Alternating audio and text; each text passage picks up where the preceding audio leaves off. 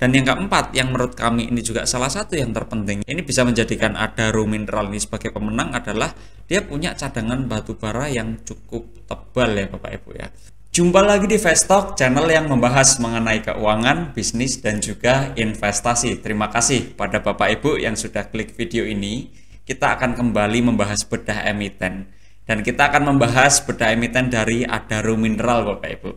Kita memahami ya bahwasannya bedah emiten ini menjadi salah satu konten yang cukup berat. Jadi bagi sebagian orang mungkin membosankan. Tapi kenapa kita tetap membahas ini?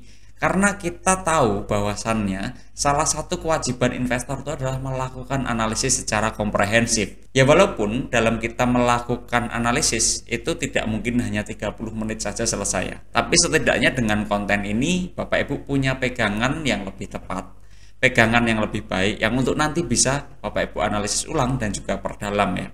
Lalu bagi Bapak Ibu yang baru join ya, langsung saja klik subscribe karena nanti setiap minggu kita akan membahas video-video mengenai keuangan, bisnis maupun investasi Bapak Ibu. Dan bagi Bapak Ibu yang belum tahu cara subscribe dan menyalakan lonceng mungkin bisa ditanyakan ke temannya. Harusnya temannya tahu sih Bapak Ibu. Jadi kita langsung saja ya masuk ke pembahasannya. Karena ADMR ini menunjukkan kinerja yang cukup apik di 3 tahun terakhir. Apakah ADMR ini layak untuk kita koleksi atau setidaknya untuk kita amati dulu gitu. Nanti ketika ada harga yang price in itu kita bisa koleksi. ADMR atau PT Adaro Mineral Indonesia Tbk ini adalah anak perusahaan dari PT Adaro Energi Indonesia Tbk yang fokusnya pada bisnis pertambangan batubara, metalurgi, serta pengolahan mineral. Nah, melalui anak-anak perusahaannya yang ada di Kalimantan Timur dan di Kalimantan Tengah, ini ADMR ini menjalankan bisnis pengelolaan batubara tersebut. Selain itu, ADMR itu juga punya konstruksi smelter aluminium di kawasan Kalimantan Utara, Bapak Ibu. Sebagai sebuah organisasi ya, visi utama dari ADMR ini ingin menjadi perusahaan pertambangan Indonesia yang terkemuka. Yang perlu diamati di sini adalah menjadi perusahaan pertambangan. Jadi tentu turunannya atau pelebarannya ke depan ini bisa sangat luas ya. Ya kita menyadari lah, Adaro sendiri yang pernah kita bahas, itu kan juga menjadi salah satu raksasa mengenai perusahaan energi yang ada di Indonesia ya Bapak Ibu ya. Dan dalam mencapai visi dari ADMR ini misinya ada 6 Bapak Ibu. Yang pertama memuaskan kebutuhan pelanggan. Yang kedua adalah mengembangkan karyawan. Yang ketiga menjalin kemitraan dengan pemasok. Yang keempat mendukung pembangunan masyarakat dan negara. Yang kelima mengutamakan keselamatan dan kelestarian lingkungan. Dan yang keenam adalah memaksimalkan nilai bagi pemegang saham. Ya, saya sepakat dengan ini. Profil usahanya cukup bagus, visinya cukup luas, cukup besar. Dan kita mengetahui bahwasannya ADMR ini menjadi anak usaha dari Adaro ya. Pemilik usahanya tadi sudah sempat kita singgung ya. Pemilik usahanya adalah mayoritas itu dimiliki oleh Adaro atau dengan kode ADRO. Di sini disingkatnya AEI ya Bapak Ibu ya. Dan Adaro yang seperti kita bahas di video konten bedah emiten Adaro yang pertama ya pada analisis kualitatifnya. Kita juga ketahui bahwasannya Adaro ini dimiliki oleh para konglomerat di Indonesia. Jadi kalau Bapak Ibu ingin mengetahui lebih dalam ya tentu tonton videonya. Selain itu kalau kita ingin berbisnis seperti para konglomerat ya mungkin dengan kita memiliki sahamnya itu kita sama aja pemilik bisnis kan. Sama seperti para konglomerat yang ada di Indonesia. Hanya beda lembar sahamnya saja kan. Selain itu PT Adaro Mining Technologies atau AMT ini memiliki saham sebesar 8,83%. Ada juga direktur dan komisaris yang punya sahamnya ADMR walaupun nggak signifikan ya. Dan juga saham yang beredar di masyarakat itu sekitar 16,16% Bapak Ibu. Untuk struktur organisasinya, ada Presiden Komisaris Bapak Garibaldi Thohir dan ada Presiden Direktur Bapak Christian Aryano Rahmat. Komisarisnya sendiri ini ada 6 orang, termasuk 2 komisaris independen ya, sedangkan direkturnya sendiri itu juga ada 6 orang. Yang untuk jumlah orangnya saya rasa tidak terlalu over lah kalau kita lihat. Dan tidak ada perubahan pada Dewan Komisaris serta Dewan Direktur dari Desember 2023 ke Maret 2024. Nah selanjutnya ini kita akan bahas ya profil dari Bapak Garibaldi Thohir selaku Presiden Komisaris dan Bapak Christian Aryano selaku Presiden Direktur. Tapi pesannya adalah Bapak Ibu juga perlu cek satu persatu antara komisaris dan direktur lainnya ya supaya punya gambaran yang solid nih mengenai manajemen ADMR. Kita mulai dari Bapak Garibaldi Thohir dulu. Beliau ini adalah komisaris utama sejak 2021. Beliau merupakan WNI, usianya sekitar 58 tahun, domisili di Jakarta, Bapak Ibu. Pendidikan terakhir itu beliau S2 ya, tapi S1-nya itu adalah sarjana administrasi bisnis di University of Southern California di USA. S2-nya itu magister administrasi bisnis. Ini juga di California, hanya beda universitas ya, sama-sama di USA juga. Riwayat jabatannya, beliau merupakan pendiri dari PT Wahana Automitra Multi Arta di 1997. Rangkap jabatannya cukup banyak Bapak Ibu. Ini yang kita tulis di sini hanya sebagian ya. Beliau adalah Presiden Direktur dari PT Adaro Energi Indonesia. Lalu Adaro Strategic Investment, Adaro Strategic Lestari, Adaro Strategic Capital. Selain itu beliau juga merupakan presiden komisaris dari ada PT Viscaya Investment, Dian Lia Setia Mukti, dan lain sebagainya. Serta beliau merupakan direktur di PT Trinugraha Thohir, dan selengkapnya Bapak bisa cek juga di laporan tahunannya ya. Ini beliau cukup banyak lah rangkap jabatannya. Sedangkan Bapak Christian Ariano, ini beliau adalah direktur utama, ini sejak 2022. Beliau WNI, usia sekitar 50 tahun, relatif masih muda ya, dan domisili di Jakarta. Pendidikan beliau adalah sarjana teknik industri di Northwestern University, Illinois, USA. Riwayat jabatannya, beliau pernah menjadi bisnis analis di A.T. Kearney, lalu ada supply chain engineering di PT Toyota Astra Motor, serta plant general manager di Triputra Group, Bapak Ibu. Sedangkan rangkap jabatannya, beliau merupakan wakil presiden direktur itu di Adaro. Lalu ada juga beliau menjadi direktur di Adaro Strategic Investment, Adaro Strategic Lestari, Adaro Strategic Capital, Adaro Capital Limited, lalu dan yang lain sebagainya ya, serta direktur utama di 7 perusahaan yang berbeda, serta yang lainnya nanti Bapak Ibu bisa cek di laporan tahunannya ya Bapak Ibu. Dari sini kita bisa ketahui bahwasannya Bapak Garibaldi Thohir dan Bapak Christian Ariano ini dalam tanda kutip ya beliau sangat bekerja keras karena beliau tidak mau mendelegasikan bisnisnya itu kepada orang yang lain. Selama masih bisa dihandle, dikontrol ya beliau handle, beliau kontrol. Sehingga kontrol dari beliau ini akan sangat berpengaruh terhadap Adaro Group ya. Nah, baik Bapak Garibaldi dan Bapak Christian ini memiliki hubungan afiliasi dengan pemegang saham dan pengendali perseroan. Jadi masih ada afiliasi nih Bapak Ibu. Dari bisnis model Adaro Mineral ya, segmen bisnis pertambangan batu bara metalurgi ADMR ini meliputi 5 anak perusahaan yang mencakup area seluas 146 ribuan hektar. Dengan total cadangannya, nah ini banyak nih Bapak Ibu, 173 juta ton dan sumber dayanya sekitar 975 juta ton. Ini per Desember 2023. Banyak sekali, nanti kita bandingkan ya. Lalu sumber daya yang besar ini menjadikan ADMR sebagai salah satu proyek greenfield batu bara metalurgi terbesar di dunia. Nah, batu bara metalurgi ini merupakan batu bara dengan kalori tinggi ya Bapak Ibu, yang memiliki karakteristik tertentu untuk menghasilkan kokas atau material utama dalam produksi apa Bapak Ibu? Ya, betul sekali, untuk produksi baja Bapak Ibu. Nah, keunggulan utamanya ADMR ini punya keunggulan dalam produk yang bagus ya kualitasnya. Kualitas batu bara metalurginya berkualitas tinggi. Dengan mereknya itu adalah Enviromet, yang ini bisa diterima baik oleh di pasaran ya karena kualitasnya bagus ya. Nah, karakteristik yang unggul ini seperti punya kandungan abu dan fosfor yang rendah, sehingga polusinya juga lebih rendah Bapak Ibu.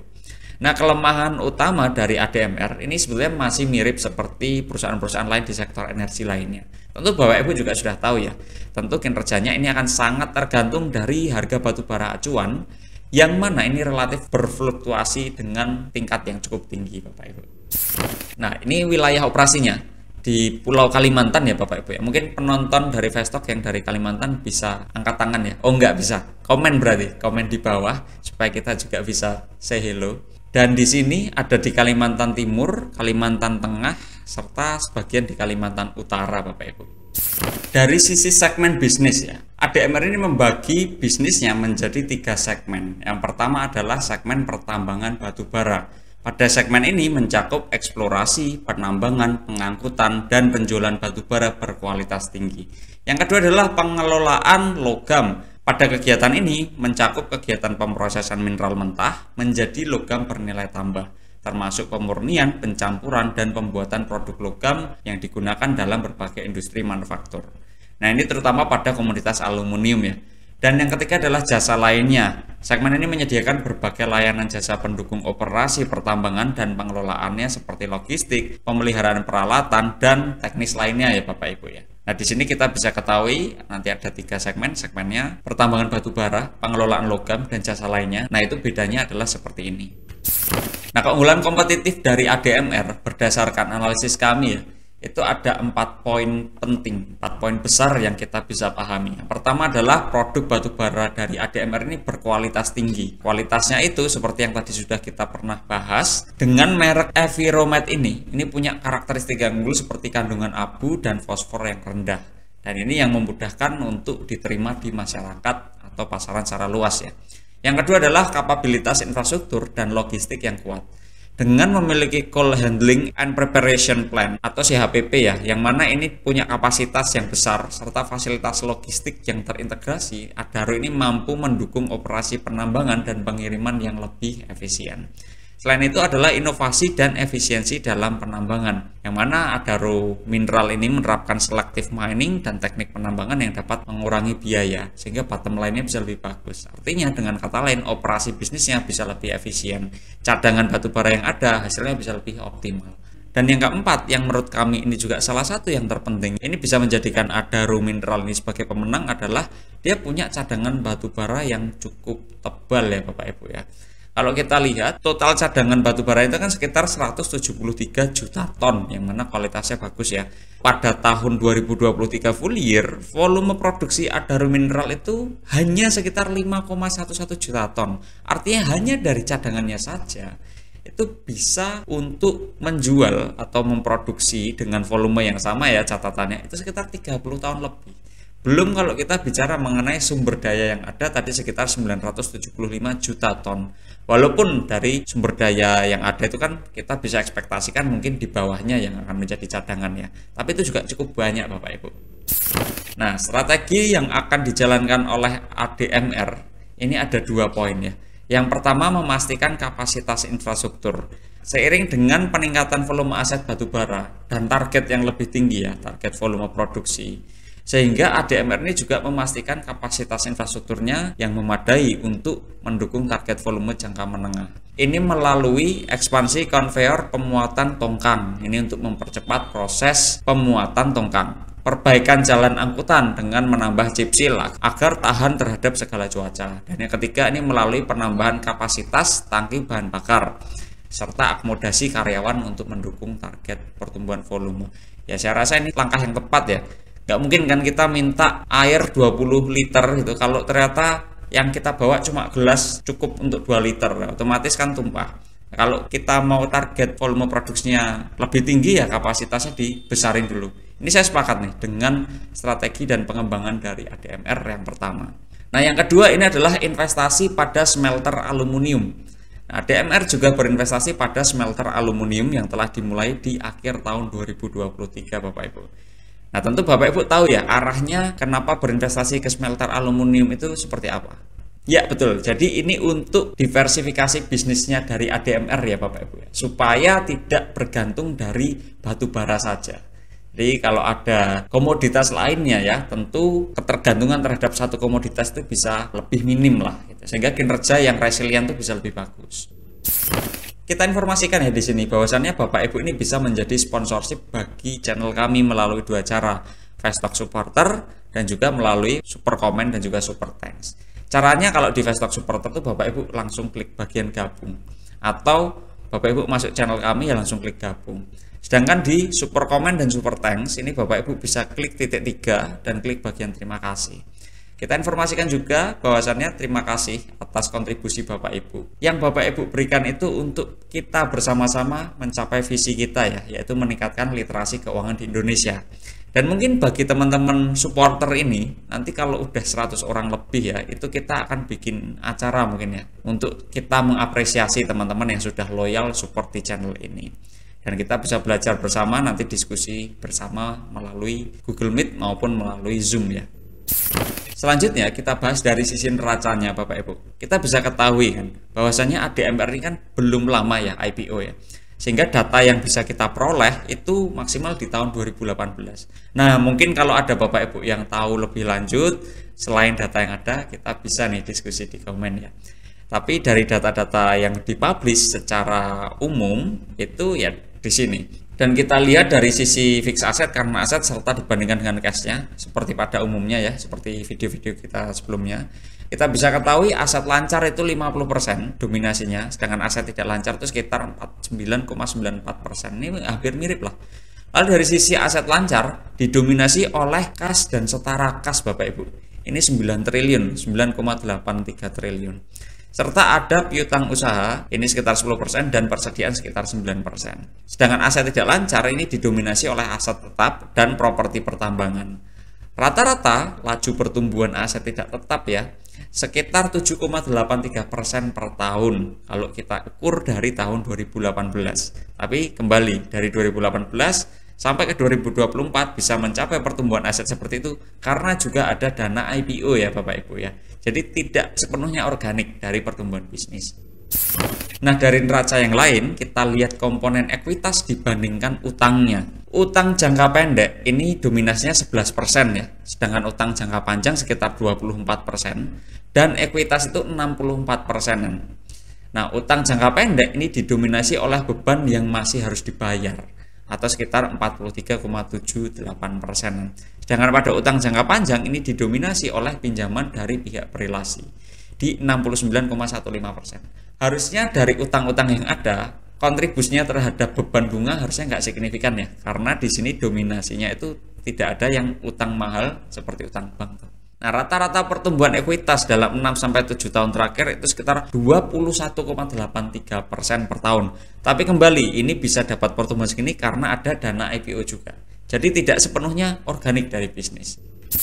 Selanjutnya dari sisi revenue, nah kita bisa lihat kan Bapak Ibu, dari tahun 2022, 2023, dan 2024 ini cukup fantastis ya kinerjanya. Rata-rata pertumbuhan revenue dalam 6-7 tahun terakhir termasuk adanya penambahan dana dari IPO. Ini bisa dikonversikan menjadi kapasitas produksi dan lain sebagainya, diolah lalu menjadi revenue, yang mana rata-rata pertumbuhannya itu sekitar 46,50% per tahun. Ini masih pada fase yang sangat growing Bapak Ibu. Dan rata-rata pertumbuhan laba operasi dan laba bersih itu tidak dapat diprediksi dengan akurat. Kenapa? Karena pada 2018 itu kan labanya negatif ya, sehingga kita nggak bisa ukur. Tetapi yang kita bisa ketahui adalah dari negatif, dari minus ini bisa sampai surplus. Artinya signifikan sekali pertumbuhannya Bapak Ibu. Nah, kontribusi pendapatan tadi kan ada 3 segmen ya Bapak Ibu ya. Segmen bisnis yang menjadi tulang punggung ya masih pertambangan batu bara, spesifiknya di metalurgi itu. Kontributor utama ini adalah pertambangan batu bara, rata-rata pertumbuhannya itu sekitar 53,92% per tahun. Ini dari sisi kontribusi revenue ya. Sedangkan pada segmen pengolahan logam ini kontribusinya kecil sekali lah gitu. Tapi rata-rata pertumbuhannya ya cukup oke di 28,06% per tahun. Dari tahun 2018 sampai 2024 rata-ratanya 28%-an per tahun Bapak Ibu. Nah, dari sisi kontribusi beban dan biaya kita ukur ya dari beberapa poin, dan kontributor utamanya itu tentu untuk biaya bahan baku atau COGS-nya. Ini sekitar 70,19% dari total beban dan biaya. Nah, pada COGS ini terutama untuk jasa pertambangan dan royalti kepada pemerintah. Lalu berikutnya kontributor selanjutnya itu adalah beban pajak penghasilan. Ini sekitar 18,88% dari total beban dan biaya Bapak Ibu. Sehingga kita bisa ketahui ya, variabel yang berpengaruh dalam COGS pertambangan itu adalah harga bahan bakar, biaya tenaga kerja ya, serta peraturan pemerintah karena itu terkait pajak atau royaltinya ya Bapak Ibu. Dari sisi kontribusi laba bersih Bapak Ibu. Kontribusi laba bersih ini kita bisa ketahui bahwasannya pertambangan batu bara ini punya kontribusi yang sangat signifikan, dan ini dalam 6-7 tahun terakhir ya belum ada segmen yang mendekatinya Bapak Ibu. Jadi masih jauh sekali lah. Lalu selain itu tambahannya adalah di 2018 sampai 2020 ini masih minus ya. Sehingga kalau Bapak Ibu yang mungkin mengikuti IPO-nya itu yang bisa di hold sampai sekarang, masih bisa bertahan sampai sekarang, ya kemungkinan memang memahami betul nih perusahaannya seperti apa, karena historical performanya itu nggak terlalu bagus gitu, sehingga Bapak Ibu yang bisa hold dan bisa tahan sampai sekarang merasakan profitnya, ya itu sudah menjadi keuntungan dari Bapak Ibu ya, karena memahami ya, atau beruntung gitu, ada dua kemungkinan kan. Nah, arus kasnya ada arus kas operasi, arus kas investasi, dan arus kas pendanaan. Meskipun kinerjanya itu berfluktuasi dari sisi laba ya, tapi arus kas operasi ini selalu bernilai positif Bapak Ibu. Dan ADMR ini juga rutin dalam berinvestasi ke aset tidak lancar. Terbukti dengan tadi pertumbuhan aset tidak lancar itu sekitar 7,83% per tahunnya. Dan ADMR ini belum pernah membagikan dividen kepada pemegang saham semenjak IPO. Ya, kita melihat ini masih pada fase yang growing ya. Jadi tentu manajemen akan menyimpan cash untuk bisa meningkatkan kapasitas, untuk bisa growth-nya lebih tinggi lagi, dan ya, itu sangat wajar lah karena kita melihat kinerjanya bagus sekali.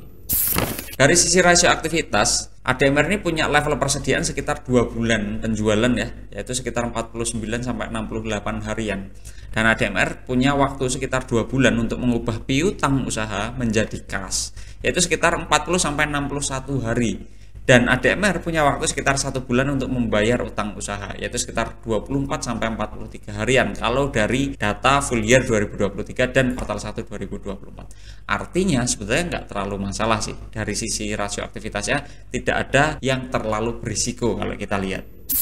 Rasio profitabilitas, nah ini yang menarik. Rata-rata net profit margin termasuk ruginya ya di 3 tahun 2018 sampai 2020. Rata-rata net profit marginnya itu sekitar 10,90% Bapak Ibu. Sedangkan rata-rata return on equity dalam 6 sampai 7 tahun terakhir itu sekitar 36,18% Bapak Ibu. Jadi return on equity-nya cukup tinggi ya. Posisi terakhir return on equity itu sekitar 40,27% dan net profit margin ya sekitar 40-an juga Bapak Ibu. Nah, pada rasio likuiditasnya juga kita bisa lihat trennya ada perbaikan yang sangat signifikan ya. Dan posisi terakhir rasio likuiditas menandakan risikonya itu sangat rendah, sehingga kita nggak terlalu perlu amati ini karena jauh sekali lah, bagus sekali ini rasio likuiditas. Pada rasio solvabilitas ini menunjukkan bahwasanya tingkat debt equity ratio di kuartal 1 2024 itu sekitar 54,61% dan operating profit bisa mengcover 21 kali dari interest expenses-nya. Risikonya juga relatif rendah karena tadi pun cadangan kasnya juga sangat tebal ya Bapak Ibu. Nah, dari sisi valuasi ini Bapak Ibu, valuasi ada discounted cash flow dan juga price brand dengan PE ratio ya.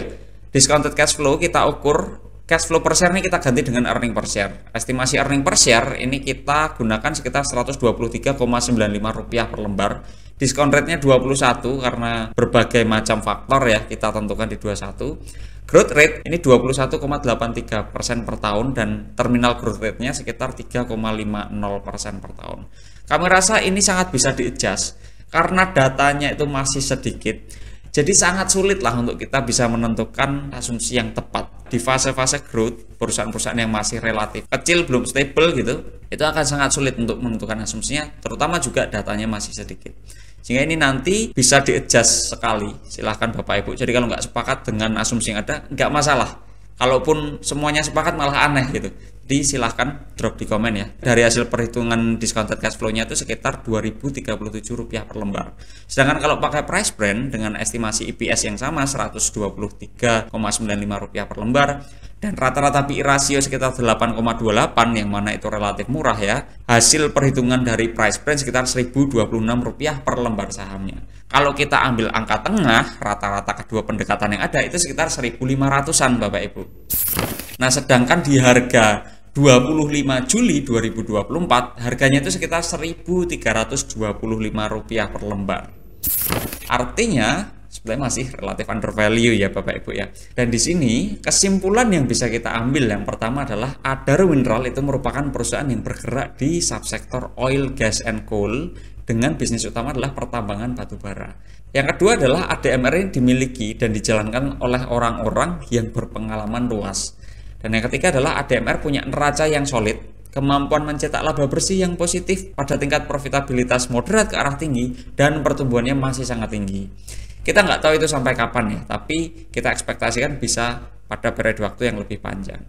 Arus kas ini relatif berfluktuasi tetapi tetap positif nilainya dan belum ada dividen sama sekali. Di harga saat ini di 1325 ya, kami rasa ADMR ini berada sedikit di bawah valuasi bisnisnya. Dan bagi Bapak Ibu yang merasa ingin beli, nah itu kita berikan disclaimer-nya ya, bahwasannya kita di sini membantu dalam analisis. Kita tidak memberikan rekomendasi jual maupun beli. Saya pun secara pribadi nggak punya saham ADMR, tapi kita tetap bantu analisisnya. Dan kenapa perlu dianalisis ulang? Ya karena setiap tindakan investasi itu mengandung resiko Bapak Ibu. Demikian diskusi kita mengenai ADMR. Selamat bagi Bapak Ibu yang sudah menonton sampai akhir ya. Itu tandanya Bapak Ibu cukup kuat dalam kita berdiskusi di siang hari ini maupun di malam hari ini, tergantung Bapak Ibu nontonnya kapan ya. Dan nextnya kita akan membahas apa? Silahkan drop di komen ya. Karena kita juga ingin tahu apa yang menjadi kebutuhan dari Bapak Ibu semua. Terima kasih juga atas kontribusinya untuk perkembangan channel ini ya, baik itu secara material maupun non material. Bapak Ibu klik like atau membagikan video ini itu juga merupakan kontribusi ya. Jadi kita ucapkan terima kasih yang sebesar-besarnya dan sampai bertemu di video selanjutnya dan selamat siang.